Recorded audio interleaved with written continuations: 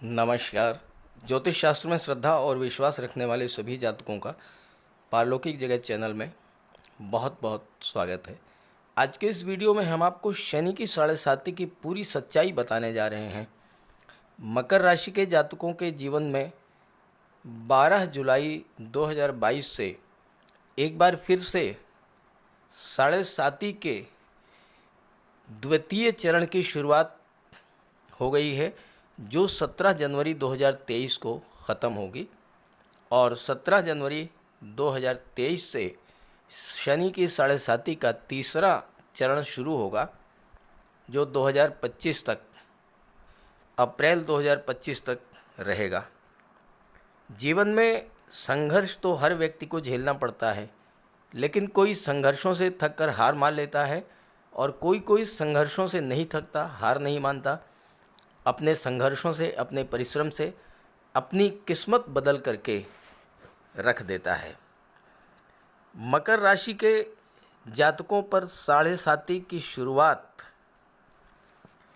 आज से 5 वर्ष पहले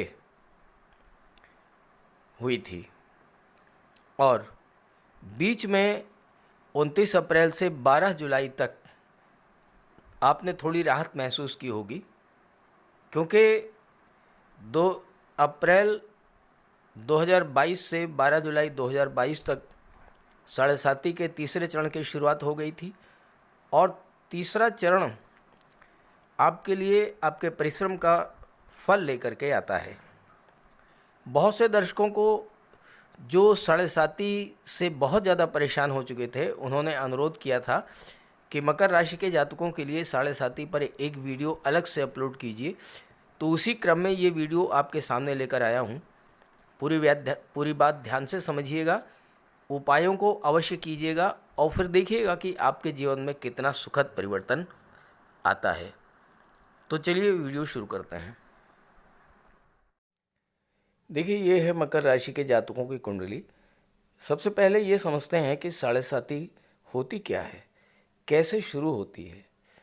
देखिए, जब शनिदेव का गोचर आपके लग्न से एक भाव पहले होता है, इस समय शनिदेव आपके लग्न भाव में गोचर कर रहे हैं। एक भाव पहले यानी कि 12वें भाव में, जब 12वें भाव में शनिदेव का गोचर होता है तो 7.5 की शुरुआत हो जाती है। 2.5 वर्ष के बाद जब शनिदेव आपके लग्न भाव में आ जाते हैं तो 7.5 का दूसरा चरण शुरू होता है और अगले 2.5 वर्ष जब शनिदेव का गोचर आपके लग्न से अगले भाव में हो जाता है तो 7.5 का तीसरा चरण समाप्त हो जाता है। और इसके बाद जब शनिदेव फिर से राशि परिवर्तन करके और लग्न से अगले दूसरे भाव या लग्न से तीसरे भाव में जब गोचर करते हैं 7.5 वर्ष के बाद, तो 7.5 पूरी तरह से समाप्त हो जाती है। तो इस तरह से 7.5 वर्ष तक गतिमान रहती है। अब इस समय 12 जुलाई को शनिदेव ने राशि परिवर्तन किया है और कुंभ राशि से फिर से मकर राशि में गोचर कर चुके हैं और आपके लग्न भाव में गोचर कर रहे हैं। तो इस समय 7.5 का दूसरा चरण चल रहा है। 17 जनवरी 2023 को शनिदेव कुंभ राशि में गोचर कर जाएंगे आपके लग्न से अगले भाव में, तो 7.5 के तीसरे चरण की शुरुआत हो जाएगी और ये 7.5 का तीसरा चरण जो है वो अप्रैल 2025 में समाप्त हो जाएगा। तो इस वीडियो में हम समझेंगे कि 7.5 के तीनों ही चरणों में क्या क्या होता है। हालांकि आप पहला चरण झेल चुके हैं, दूसरा चरण गतिमान है, तो मैं आपको जो जो बताऊंगा आप उसे ध्यान से सुनिएगा, ध्यान से समझिएगा और आपके ऊपर क्या बीती है, क्या गुजरी है 7.5 की स्थिति में फर्स्ट फेज में और इसके बाद सेकंड फेज में, कमेंट करके ज़रूर बताइएगा ताकि आपके साथियों मित्रों का भी मार्गदर्शन हो, उनका भी ज्ञान बढ़े। अब पहले बात करते हैं 7.5 के पहले चरण में क्या क्या होता है। साढ़े साथी की शुरुआत जब होती है तो चूंकि शनिदेव लग्न से 12वें भाव में गोचर करते हैं, यानी एक भाव पहले के भाव में, तो उसका पहला प्रभाव यही होता है कि व्यक्ति के मन मस्तिष्क को शनिदेव कंट्रोल कर लेते हैं और स्वास्थ्य भी प्रभावित होता है। शनिदेव के बारे में कहा गया है, शनैः चरति इति शनैश्चरः, यानी जो धीरे धीरे चलता है वही शनि है। तो क्या होगा, आपके मन में आलस्य की प्रवृत्ति बढ़ेगी, काम को टालने की प्रवृत्ति बढ़ेगी, आज का काम कल करेंगे ये नेचर में आ जाता है। इसका दुष्परिणाम ये होता है कि कोई भी काम पूरा नहीं हो पाता, मन में निराशा भर जाती है, संघर्ष बढ़ जाता है, कार्यों में डिले होता है और काम अधूरे रह जाते हैं।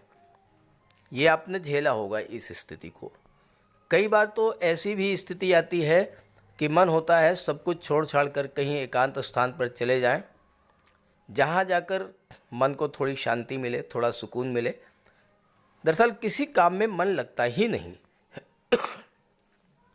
और आपने साढ़े साती के प्रथम चरण में इस बात को बड़ी गंभीरता से महसूस किया होगा।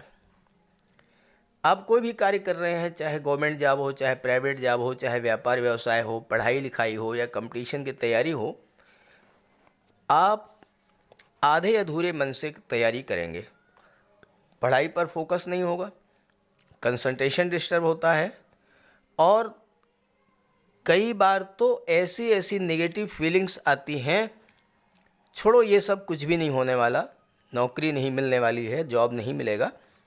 और कभी कभी तो निराश होकर आप बहुत कुछ छोड़ भी देते हैं। कंपटीशन की तैयारी कर रहे थे, उसे छोड़ करके या फिर बिजनेस में लग जाते हैं, वहाँ भी असफलता मिलती है तो कोई अपना खुद का व्यापार शुरू करने की सोचते हैं, कोई नया काम शुरू करते हैं और वहाँ भी चूँकि कंसंट्रेशन नहीं बन पाता, वहाँ भी आपको निराशा हाथ लगती है। कार्य व्यवसाय में है तो वहाँ भी काम में मन नहीं लगता, कल पर टालने की प्रवृत्ति बढ़ती जाती है। परिणाम होता यह है कि कार्य समय से पूरे नहीं हो पाते और अधूरे कार्यों को पूरा करने में आपको बहुत ज़्यादा संघर्ष करना पड़ता है। स्वभाव में एक अजीब सा रूखापन रहता है, चिड़चिड़ापन आ जाता है और इससे आपका दाम्पत्य जीवन भी प्रभावित होता है। जब शनिदेव 12वें भाव में रहते हैं तो शनिदेव की दृष्टि जो है वो छठे भाव पर पड़ती है, तो स्वास्थ्य संबंधी समस्याएं भी आपके सामने आती हैं। खास करके अनावश्यक खर्चे भी बढ़ते हैं, कर्ज भी हो सकते हैं, पैरों में थकान है, जॉइंट पेन है, ब्लड प्रेशर का बढ़ जाना या पूरा शरीर ही थका थका सा महसूस होना, इस तरह की समस्या आपके सामने आ सकती है। और चूँकि जब 12वें भाव में शनिदेव होते हैं तो शनि की दृष्टि धन के भाव पर भी पड़ती है, तो धन का संचय भी नहीं हो पाता है और वाणी में रूखापन और कटुता भी रहती है और अक्सर आप अपने भाग्य को दोष देते हुए नजर आएंगे। बिला वजह की ही लोगों से शत्रुता बढ़ जाती है।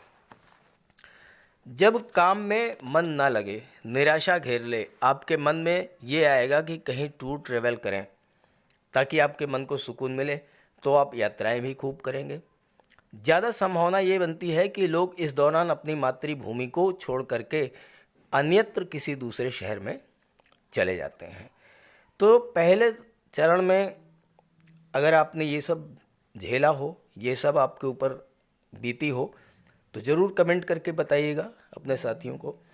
और जहाँ तक इसके उपाय की बात है, तो चूँकि 12वां भाव धर्म, अध्यात्म और मोक्ष का होता है, तो आप जितना ज़्यादा से ज़्यादा धर्म अध्यात्म में रुचि लेंगे, ईश्वर में आस्था रखेंगे और गरीबों की मदद करेंगे, दान पुण्य के कार्य करेंगे, उतना ही अधिक आपको साढ़े साती के प्रथम चरण में राहत मिलेगी।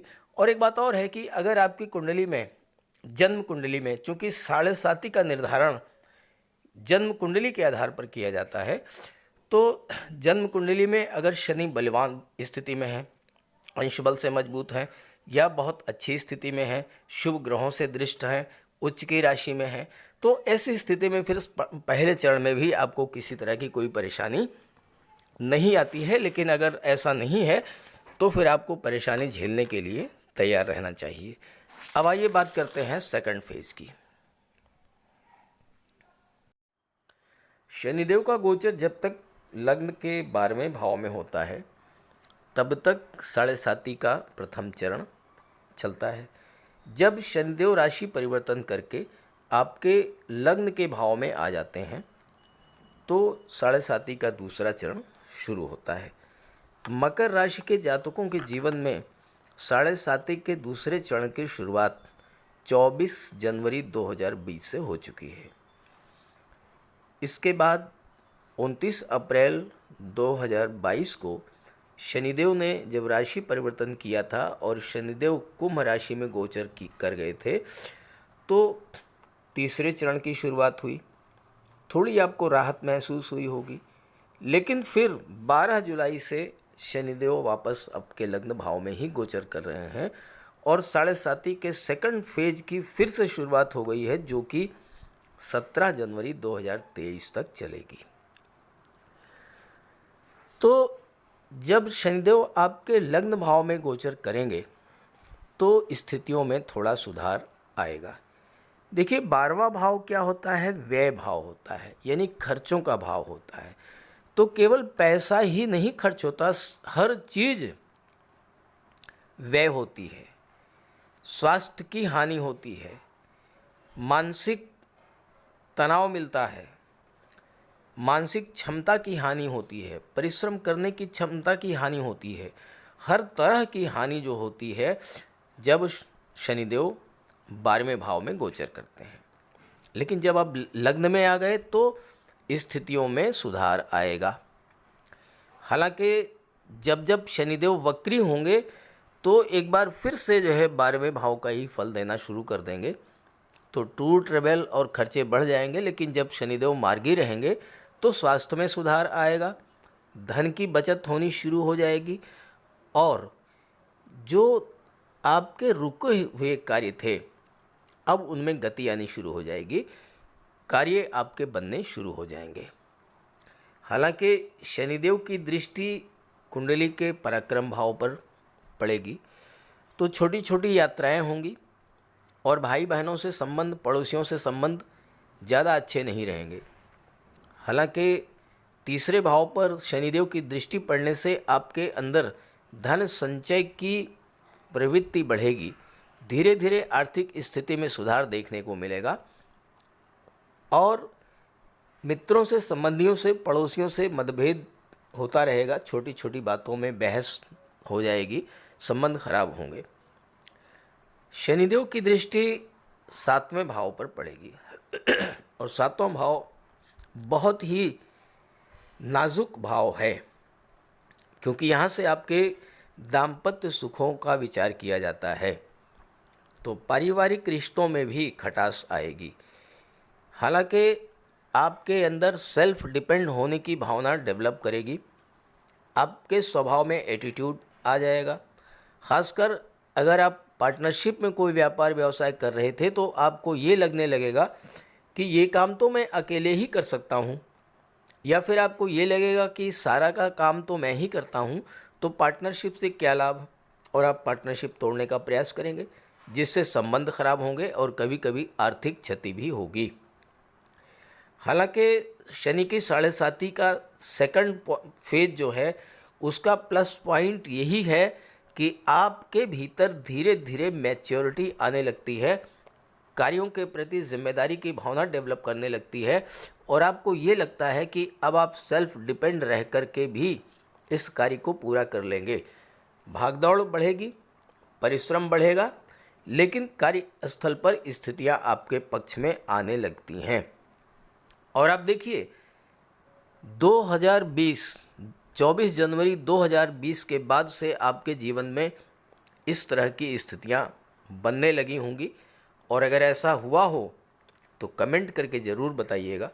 अगर आपकी आर्थिक स्थिति में सुधार आया हो, आपके स्वास्थ्य में सुधार आया हो, कार्यस्थल पर स्थितियां आपके पक्ष में अब बनी हों, बॉस से, सहयोगियों से अगर आपको सम्मान और सहयोग मिला हो तो ज़रूर कमेंट कीजिएगा। अब आइए बात कर लेते हैं साढ़े साती के थर्ड फेज के बारे में।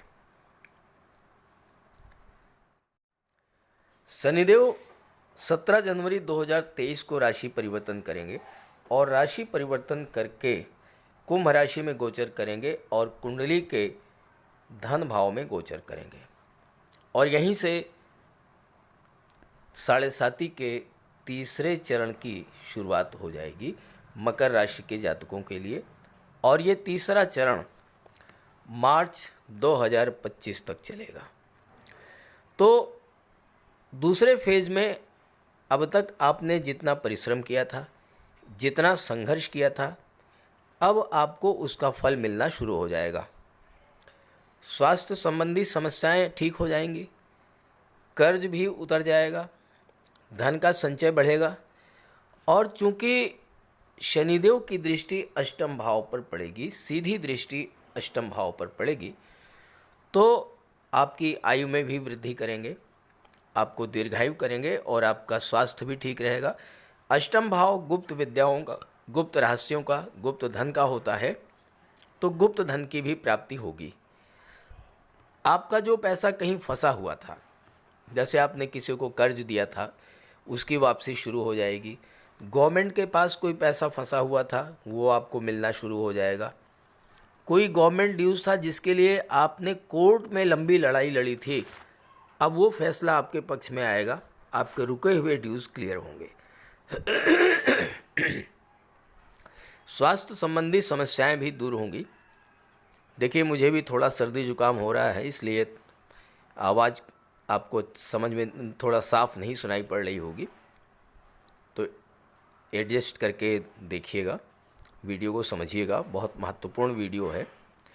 स्वास्थ्य के संबंध में जो समस्याएं थी वो दूर होंगी, अपनी मंजिल आपको दिखने लगेगी, सफलता की ओर आपके कदम बढ़ने लगेंगे। अभी तक आपके परिवारीजन, भाई बंधु, मित्र जो आपसे दूरी बनाए हुए थे वो भी आपके पास आने लगेंगे।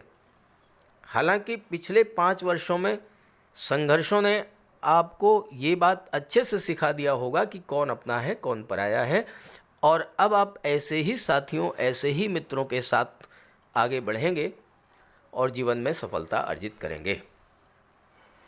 हालांकि साढ़े साथी जाते जाते भी शत्रुता समाप्त नहीं होगी। क्यों?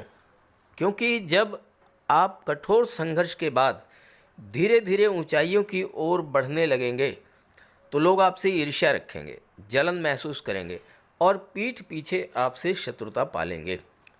हालांकि तीसरे चरण में आपकी रुचि धर्म, अध्यात्म, ज्योतिष और तंत्र मंत्र में भी बढ़ेगी, क्योंकि पिछले 5 साल के अनुभव ने आपको ये सिखा दिया होगा कि ईश्वर की भक्ति, ईश्वर में आस्था रखने से ही बल मिलता है, नेगेटिविटी दूर होती है, पॉजिटिविटी बढ़ती है। तो धर्म, कर्म, ईश्वर में आपकी आस्था तीसरे चरण में बढ़ जाएगी। देखिए, साढ़े साती जाते जाते व्यक्ति को बहुत कुछ सिखा कर जाती है। वास्तव में ये दुनिया क्या है, जीवन क्या है, नाते रिश्ते क्या हैं, अपना कौन है, पराया कौन है, इन सब का ज्ञान करा जाती है। और साढ़े साती जाते जाते आपको खरा सोना बना करके जाती है, आग में तपाया हुआ खरा सोना। शनिदेव की दृष्टि पड़ेगी कुंडली के लाभ के भाव पर, तो अब आपको धन का भी लाभ होगा, मान सम्मान भी बढ़ेगा और साथ ही साथ हर तरह का सुख वैभव आपको प्राप्त होगा। लेकिन ये ध्यान रखें कि शनिदेव की उपाय जरूर करते रहें, क्योंकि लाभ भाव पर दृष्टि पड़ने से आर्थिक स्थिति आपकी सुदृढ़ होगी, कर्जों से मुक्ति मिल जाएगी, स्वास्थ्य भी बहुत अच्छा हो जाएगा, हर तरह का लाभ अब आपको प्राप्त होगा। लेकिन आप शनिदेव की उपासना करते रहिए, शनिदेव का उपाय जरूर करते रहिए। तो चलिए बात कर लेते हैं शनि के उपायों पर। ज्योतिष शास्त्र में कहा गया है कि शनि जिस पर प्रसन्न होते हैं, यानी जिसका शनि ग्रह मजबूत स्थिति में होता है, तो शनिदेव रंक से राजा बना देते हैं। और शनि अगर कमज़ोर हुए, खराब हुए, तो राजा भी रंक हो जाता है। शनि के मजबूत होने से लोहा, मशीनरी, कारखाने से जुड़े व्यापार में तरक्की होती है, कोर्ट केस में विजय मिलती है, कार्यों में सफलता प्राप्त होती है, सांसारिक समस्याओं से मुक्ति मिलती है। और शनि को न्याय का प्रतीक माना गया है। यदि शनिदेव मजबूत हैं तो आपके साथ अन्याय नहीं होता। जब शनि खराब होते हैं तो बड़े से बड़े कष्ट झेलने पड़ते हैं। तो बात करते हैं शनि के उपायों के बारे में। ऐसा कोई भी कार्य ना करें जो कि शनि को पसंद नहीं है। शनिदेव को इलीगल कार्य पसंद नहीं है। झूठ, फरेब, छल, कपट, धोखाधड़ी, बेईमानी, ये सब शनिदेव को पसंद नहीं है। शनिदेव को परिश्रम, अनुशासन और व्यवस्था पसंद है। तो ऐसे कार्य कीजिए। गरीबों की मदद कीजिए, बुजुर्गों, दिव्यांगों को भोजन दीजिए, वस्त्र का दान कीजिए, किसी ओल्ड एज होम में जाकर के, किसी अनाथालय में जाकर के दान पुण्य का कार्य कीजिए, तो इससे शनि को बल मिलेगा। अगर आपका शनि कमज़ोर है तो आपको कम से कम 19 शनिवार व्रत रखना चाहिए।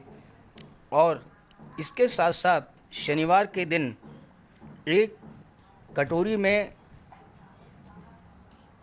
सरसों का तेल लेकर उसमें अपना चेहरा देखिए और उस तेल को किसी को दान कर दीजिए। इसके अलावा शनिवार के दिन एक पात्र में जल, दूध, चीनी, काला तिल और गंगा जल ये रख लीजिए। इसके बाद पश्चिम दिशा की ओर मुँह करके पीपल के वृक्ष को अर्पित कर दें। इससे भी शनि को बल मिलता है। शनिवार के दिन उड़द से बनी पंजीरी, पकौड़ी, चीला, बड़ा ये सब खाना चाहिए। सरसों के तेल में बने भोज्य पदार्थ ग्रहण करना चाहिए। इससे शनि ग्रह को ताकत मिलती है। केले का भी आप सेवन कर सकते हैं। और शनिवार के दिन कंबल, जूता, चप्पल, लोहा, काले कपड़े और नारियल जटा वाला ये भी आप दान कर सकते हैं। सरसों का तेल का दान कर सकते हैं। और अगर शनि कमज़ोर है तो आपको नीलम धारण करना चाहिए, लेकिन इसके लिए किसी आप योग्य ज्योतिषी की मदद ले लें। तो ये सब उपाय आप करेंगे तो आपको बहुत बड़ा लाभ मिलेगा। नमस्कार।